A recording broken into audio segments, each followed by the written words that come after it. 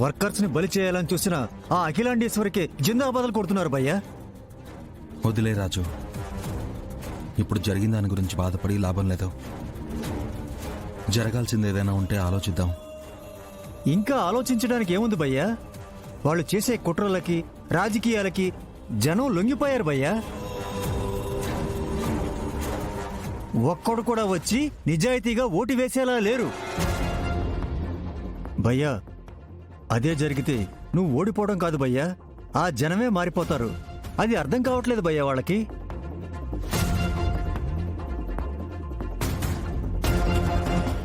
పాపం వాళ్ళని ఏమనుకు రాజు.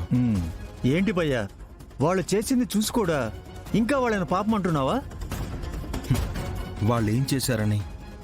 వాళ్ళేమైనా ఓటుకు నోటు తీసుకుని అమ్ముడుపోయారా చెప్పు? గుక్కెడు నీళ్ల కోసం ఆశపడ్డారు.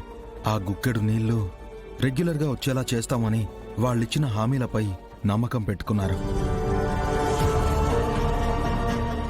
పని లేకుండా కొన్ని నెలలు నెట్టుకురావచ్చు, తిండి లేకుండా కొన్ని రోజులు నెట్టుకురావచ్చు. కానీ నీళ్లు లేకుండా, గొంతు తడవకుండా ఎన్ని గంటలు ఉండగలరు? వాళ్ల కన్నీళ్ల వెనకాల నీళ్ల కోసం పడే పాటలు నాకివాళ్ల కళ్ళకు కట్టినట్టు కనిపించింది. నువ్వు చెప్పింది అక్షరాల నిజం వెంకీబాబు. కాని వాళ్ల నీటి కష్టాలు తీరాలన్నా, వాళ్ల కన్నీళ్లు తుడవాలన్నా గెలవాల్సింది నువ్వే. భద్రం గెలిచాక పర్మనెంట్గా కుళాయిలు వేయిస్తానని ఆ అఖిలాండేశ్వరి ఇచ్చిన ఎండమావిలాంటి ఆ హామీని ఓట్లకి ముందే నువ్వు నిజం చేసి తీరాలి బాబు. నీ చేత నీరు పారించాలి. అప్పుడే నీ గెలుపు ఖాయమవుతుంది. భయ్యా, ఈ ఐడియా ఏదో బాగుంది. ఐడియా వరకు బాగానే ఉంటుంది బాబు, కానీ ఆచరణ చాలా కష్టంతో కూడుకుని ఉంటుంది. ఎంత కష్టమైనా సరే పడతాను. వర్కర్స్ కోసం నిలబడతాను.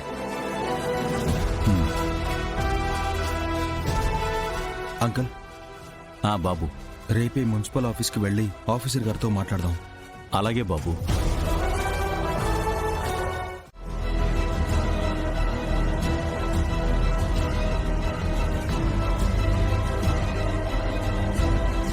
$20 లక్షలంటే నాతో అవుతుంది అంకుల్? కష్టం బాబు. ఆ అఖిలాండేశ్వరి కూడా 20 లక్షలు పెట్టడం ఇష్టం లేకే ఓట్లు పోగు చేసుకోవడానికి చిల్లర విధిల్చి ట్యాంకర్లతో వాళ్ల గొంతులు తడుపుతుంది. ఈ ఎలక్షన్స్ అయిపోగానే అఖిలాండేశ్వరి కూడా ఇచ్చిన వాగ్దానాన్ని గవర్నమెంట్కు మళ్ళీ అటకెక్కిస్తుంది. ఆ తర్వాత కాలనీ వాళ్ల బతుకులు మళ్లీ మామూలే.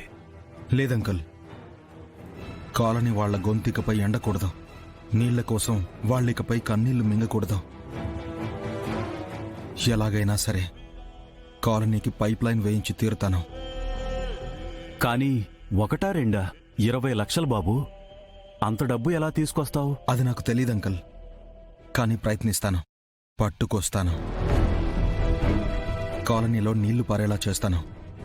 ఇది మాత్రం పక్కా.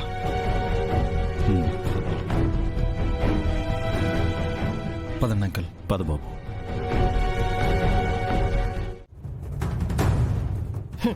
అబ్బే, ఏం చేసినా చిల్లర రాల్తాది కానీ లక్షలు రాలవమ్మీ.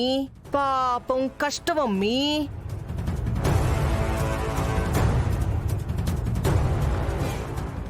అయ్యో పాపం, ఎంత కష్టం వచ్చింది మమ్మీ ఈ పకోడీకి.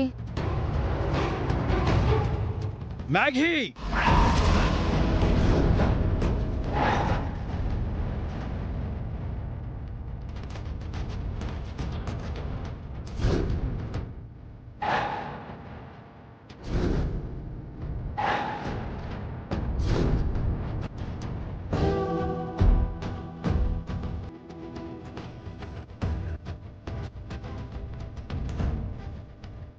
ఎవరిని పట్టుకుని ఏం మాట్లాడుతున్నావు?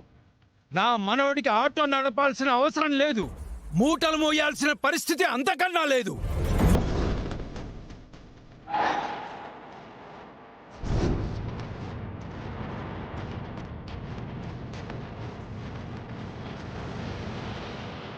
ఈ వెంకటేష్ నాయుడు అనామకుడు కాదు, మీ అమ్మ కూతుర్లు నోటికొచ్చినట్టు అవమానించడానికి.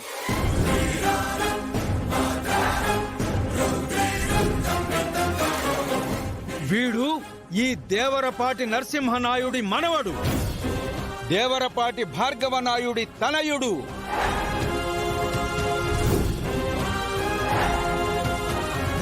ఇకపై నోర్లు జారే ముందు ఇది గుర్తు పెట్టుకోండి.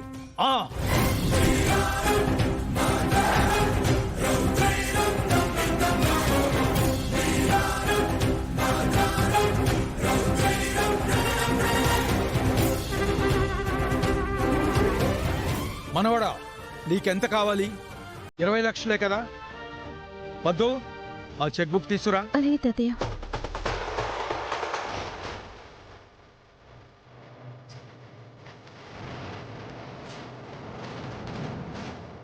తాతయ్య,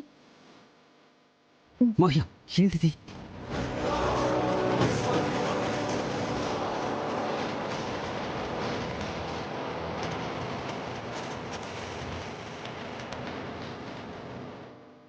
ఆగు నాయనా.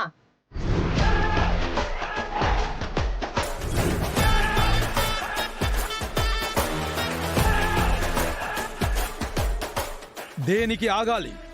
ఈ వెంకికి నువ్వట్ట సపోర్ట్ చేయడం కరెక్ట్ కాదు.